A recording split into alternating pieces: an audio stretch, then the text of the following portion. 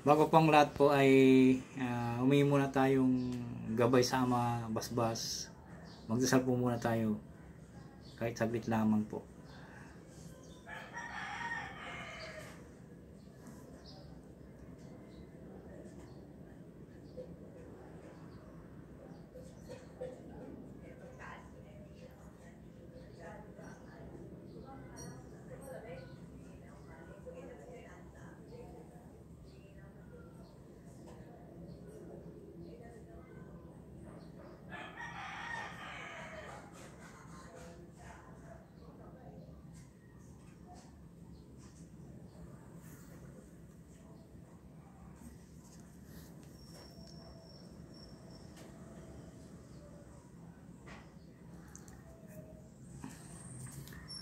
Pagpalang umaga po sa inyong lahat. Sa mga taong hindi po nakakalimot pong mag-subscribe, naniniwala po akong sila ay may natatayang busilak at may mabubuting kalooban. Saan man kayo naroon sa iba't ibang sulok ng mundo, sana kayo palaging malakas, nakasakit sa araw-araw. Palang umaga, tanghali, gabi sa inyong lahat. Sa mga bago na ngayon lamang po nakatuklas ng aking YouTube channel, Liwagan ng Pangasinan, sana po ay huwag na po kayo magtubiling pindutin ang subscribe, like, and share. Pakipindot na rin po ang bell icon para palagi po kayong updated sa aking may susunod na video. Ang ituturo ko po sa inyo ngayon po una sa lahat po ay huwag niyong kalimutan po yung pangkonsagra na pinagkaroon ko po sa inyo na pangkonsagra. Pag nagkukonsagra po kayo ay unahin niyo muna sa ihip po sa dibdib o sa tubig inumin bago niyo po isunod po yung mga orasyon po. Narito po yung pangkonsagra po na po. Yung hoc is inem corpus meum, hic is inem caric sanguinis mei, no eternity testamenti, mysterium fidei qui probobis et pro mortis ipuidator in missionem peccatorum Jesus homo salvador. Yan po.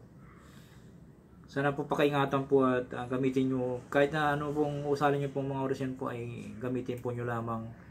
Unahin nyo po kung sa tubig, gagamitin po nyo sa panggamot po ay ibulong nyo sa isang basong tubig at isunod nyo po yung gagamitin nyo pong orasyon. Halimbawa po kung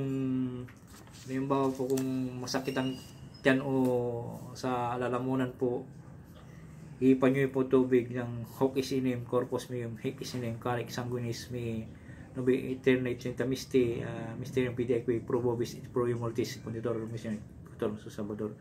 Sunod nyo po yung orasyon nyo pong gagamitin po na panggamot po. Kahit dapat po palagi nyo pong isaulo po yung hoc is inem, pangkonsagra po sa lahat ng bagay at nagpapanda po yan. Kaya huwag nyo kalimutan po. At isishare ko po sa inyo yung pangbasbas, pangkalatang pangbasbas sa libreta na yung sinulatan. Pwede rin po sa medalyon, basbasan po. Sana po ay ingatan nyo lamang po yung pagkakaroon ko po sa inyong pambasbas po.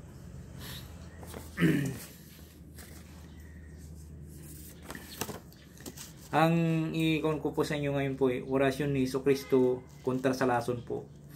Bago umalis ng bahay, magdasal ng isang ama namin, isunod po yung orasyon po. Subire mujim modestis igosum. Tatlong beses po sa akin po. Asosihin po nyo sa pangalan ni Jesucristo, taga Nazaret po. Usanin sa isipan naman po ipos sa tubig o pagkain. Siguradong mawawala po ang bisa ng lason po. Sana po tiwala po kayo dito sa Liwagan ng Pangasinan kasi itong mga binabagi ko po sa inyo dito po ay nagamit na po at subok na po. Marami na po na paggagamit po na pinagbigyan ko po ito. At sana po ay pakaingatan po, wag nyo pong ipagyabang at panataling magpakumbaba sa isa't isa, magtulungan, magbigay, magmahalan. At ang hinihiling ko po lamang po sa inyo ay kung nagsusulat po kayo sa libreta po ay isulat nyo lamang po at pati yung mga pamamaraan po para pag oras nyo pong gagamitin po ay alam nyo po kaagad po yung gagamitin po ninyo. Hindi na po kayo kakapa-kapa o kan po. Kaya pakinggan nyo lahat po yung mga pamamaraan po na akibabagi at isa ulo po lamang po ang mga orasyon po. Dapat po dito kung nag-uusal po kayo ng mga orasyon po ay nasa isipan lamang po na hindi po nakabuka ang bibig. Kasi kung inuusal nyo po na malakas po, baka may madaanan po kayong mga espiritu po dyan na makakukon po sila, baka balikan po kayo.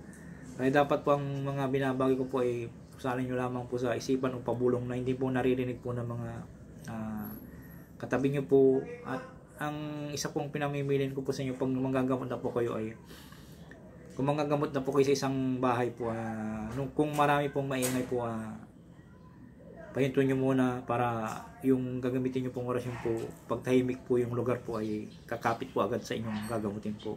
Yan lamang po. Narito po ang orasyon po orasyon ni Jesucristo kontra lason po. Ano po.